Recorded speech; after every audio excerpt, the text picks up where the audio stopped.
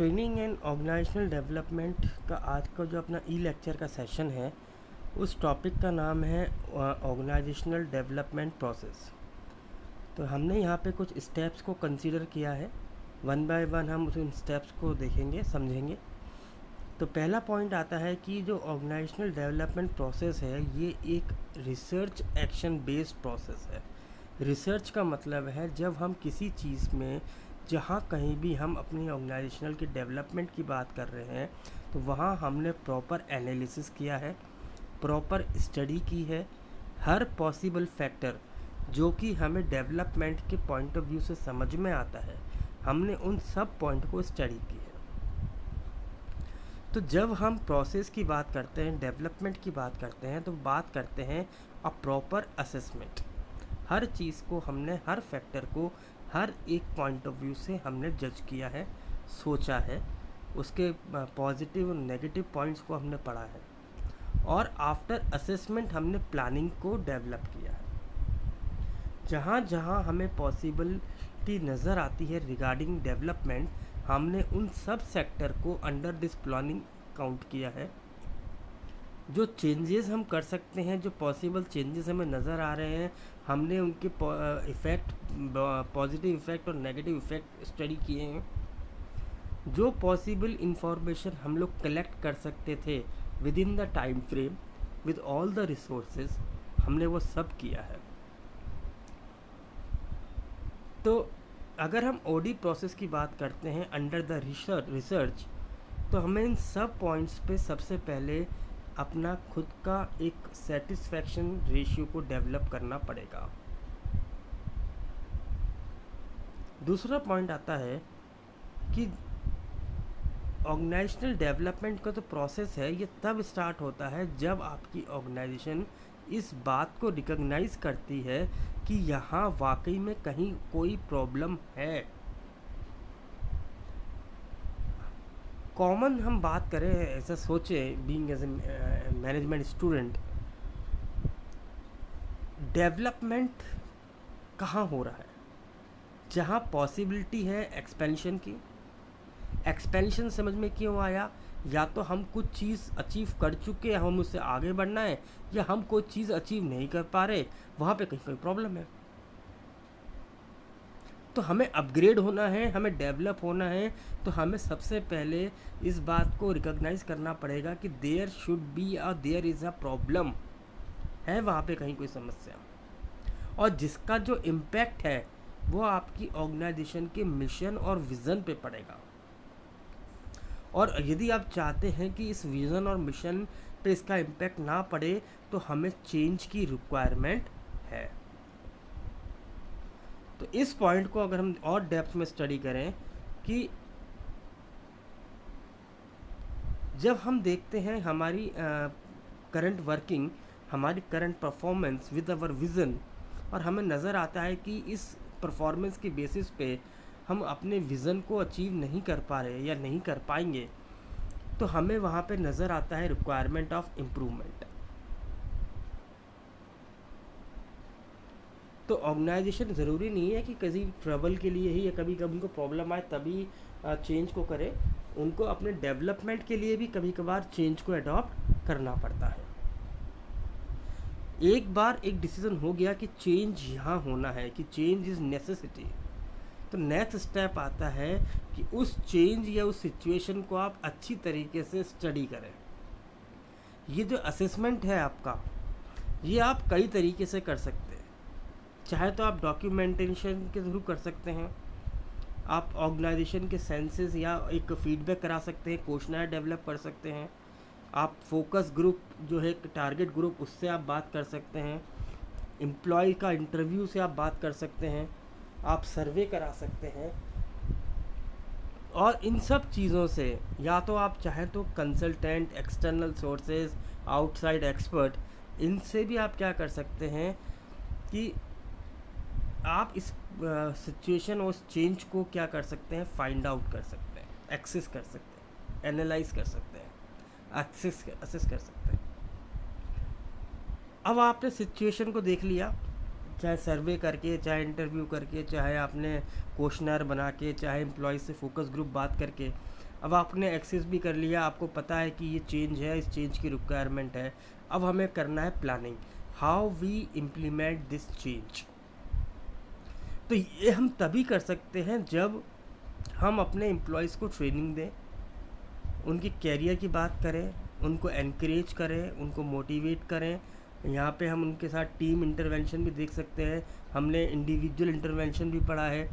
हम यहाँ पे टीम बिल्डिंग एक्सरसाइज करा सकते हैं, उनको ट्रेनिंग दे सकते हैं। तो इन सब मीडियम के थ्रू हम प्लानिंग अपने यहाँ पे देखेंगे। अब आपने प्लान भी कर लिया, now it's time to implement. जब हम इम्प्लीमेंटेशन ऑफ इंटरवेंशन की बात करते हैं तो ज़रूरी है कि हमारे पास हर पॉसिबल डेटा होना चाहिए,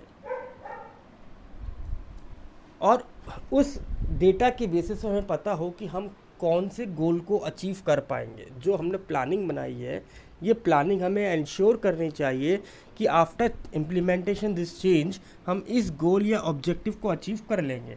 जैसे मान लीजिए हम यहाँ एग्जांपल लेते हैं, यदि हमें लगता है कि जो चेंज है वो ट्रेनिंग और डेवलपमेंट के थ्रू हम इंडिविजुअल एम्प्लॉयज़ के साथ हम बात कर सकते हैं कि यदि हमें लगता है कि इंडिविजुअल एम्प्लॉय की परफॉर्मेंस में कुछ कमी है और हमें नज़र आता है कि वहाँ पे नीड है ट्रेनिंग और डेवलपमेंट की, तो हमें गोल भी नज़र आना चाहिए कि अगर हम उनको ट्रेनिंग देंगे तो उससे एम्प्लॉय किस परफॉर्मेंस तक इवेल्युएट करेगा, क्या वो परफॉर्म करेगा,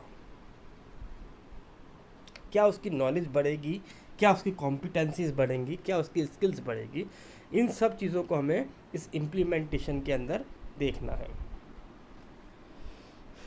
ये जो इंटरवेंशन या चेंजेस के में आपने डेटास को इकट्ठा किया था, जो आपको एक्सेस करना है, ये आप अपने टॉप लेवल मैनेजमेंट के साथ भी शेयर करें,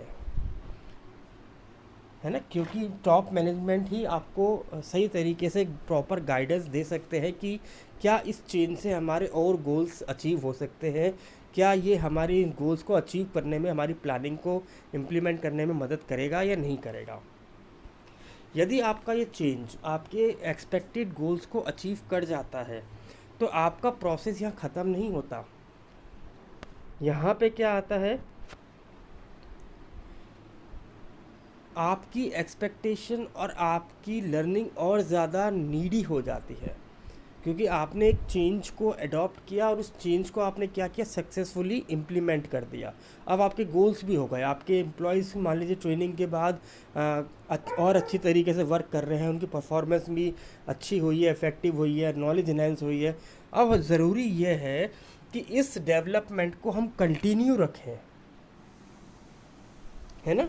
तो ये हमारे लिए एंड नहीं होता, ये हमारे लिए कंटिन्यू का ही पार्ट बन जाता है।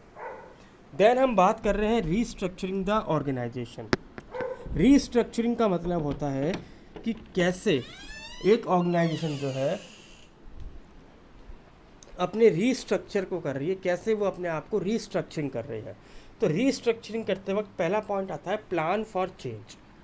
जो ऑर्गेनाइजेशनल लीडर्स होते हैं कि उनको लगता है कि हमें यहाँ चेंज की रिक्वायरमेंट है, तो कुछ रीज़न्स को वो लोग फाइंड आउट करते हैं। जैसे मान लीजिए हम यह बात कर रहे हैं ऑपरेशन लेवल की, तो चेंजिंग यूनिट प्रायोरिटीज़, किन किन यूनिट के अंदर क्या क्या चेंजेस की रिक्वायरमेंट है, क्या हमें न्यू प्रोग्राम्स को लॉन्च करना है, क्या इससे हमारी ऑर्गेनाइजेशन की इफ़ेक्टिवनेस इंक्रीज़ होगी, और क्या हमें इसके लिए कि बजट होगा और कहाँ का हमें रिडक्शन करना पड़ेगा।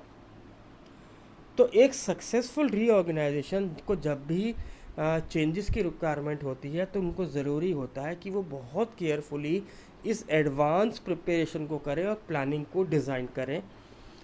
उनको ये पता हो कि इस चेंजेस से, इस प्लानिंग से, इस रीस्ट्रक्चरिंग के प्रोसेस से हमें क्या अचीव होगा, किस किस चीज़ की हमें रिक्वायरमेंट रहती है, क्या क्या हमें सपोर्ट सर्विसेज मिलेंगी, और कैसे हम अपनी वर्क फोर्स को प्रॉपर कम्युनिकेट कर पाएंगे regarding this upcoming restructuring changes.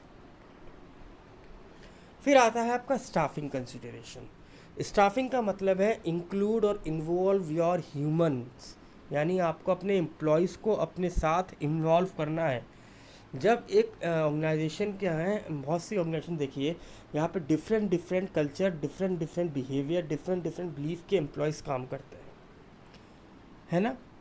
ये सभी एम्प्लॉयज़ डिफरेंट डिफरेंट बैकग्राउंड से हैं।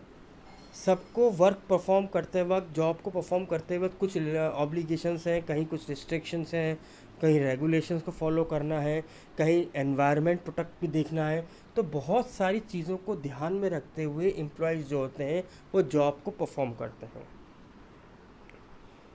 तो यहाँ पे हम क्या देख सकते हैं कि उनके लिए न्यू कौन कौन सी पोजीशन हम ऐड कर सकते हैं, कौन कौन सी एग्जिस्टिंग पोजीशंस जो हैं हम रिमूव हमें करनी चाहिए, एम्प्लॉयज़ के वर्किंग असाइनमेंट में हमें क्या न्यू अपडेशन या कुछ चेंजेस की रिक्वायरमेंट है, और कैसे हम अपने करंट एम्प्लॉयज़ के बीच में रिलेशनशिप को डेवलप करें। तो ये हमें अंडर दिस रीस्ट्रक्चरिंग करते वक्त ध्यान रखना है। तीसरा आता है labour relationship. Labour relation consideration का मतलब है कि जब हम अपनी ऑर्गेनाइजेशन को रीस्ट्रक्चरिंग कर रहे हैं तो यहाँ पे जो हमारा लेबर है वहाँ पे भी हमें बहुत कंसर्न है, क्योंकि आपकी जितनी भी पॉलिसीज़ मेकिंग होती है, इम्प्लीमेंटेशन है, इसका मैक्सिमम पार्ट जो है वो लेबर या लोअर लेवल मैनेजमेंट जो होता है वो ऑपरेट करता है, फुलफ़िल करता है। तो यहाँ हमें कंसिडर क्या करना है, हमें कंसर्न करना है कि उनको कितना वर्किंग आवर्स रखने हैं, कहाँ उनको रेस्ट देना है, इसके अलावा कहाँ उनकी वेजेस से संबंधित कई इश्यूज़ तो नहीं आ रहे, या उनकी वर्किंग कंडीशन से इफ़ेक्ट तो नहीं हो रही। तो यहाँ पे आप अपने एचआर से बात कर सकते हैं, उनकी कंसल्टेंसी ले सकते हैं, उनसे कंसल्ट कर सकते हैं और उनके बेटरमेंट के लिए बेटर प्लान को डिज़ाइन कर सकते हैं। फिर आता है चेंज मैनेजमेंट कंसिडरेशन।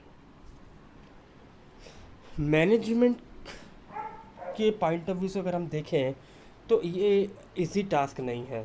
सबसे पहली बात तो ये, क्योंकि मैनेजमेंट को इस बात के लिए कन्विंस करना कि we are making a planning of changes, तो ये एक इजी टास्क नहीं है। तो सबसे पहले आपको देखना पड़ेगा, एक एनवायरनमेंट आपको क्रिएट करना पड़ेगा जहां आप अपने मैनेजमेंट से बात कर सकें regarding this upcoming change. Then communication, proper communication, जो चेंजेस आप करने की सोच रहे हैं, जिन बेसिस पे आपने चेंजेस को ढूंढा है कि देयर इज़ अ प्रॉब्लम, उस चेंजेस के लिए आप जो प्लानिंग बना रहे हैं, उसका जो आउटपुट आप सोच के चल रहे हैं, ये आपको प्रॉपर तरीके से अपने मैनेजमेंट को कम्युनिकेट करना पड़ेगा। फिर आता है कम्युनिकेशन कंसिडरेशन। इसके अंदर आपको अपने employees, clients, share holders, stake holders, partners, इन सबको इस बात का इंश्योर करना पड़ेगा कि यहाँ पे जो भी चेंजेस हो रहे हैं उनकी प्रॉपर इन्फॉर्मेशन, प्रॉपर हर एक चीज़ का रिज़ल्ट, आउटपुट, फीडबैक आपको इनको आपने कम्युनिकेट कर दिया है, और ये कैसे एक सक्सेसफुल ऑर्गेनाइजेशन या उसकी इफेक्ट या उसकी एफिशिएंसी को इंक्रीज़ करने में ये चेंजेस या अपकमिंग चेंजेस उनके काम आएंगे। ये सब चीज़ें हमें उन्हें कम्युनिकेट करनी है।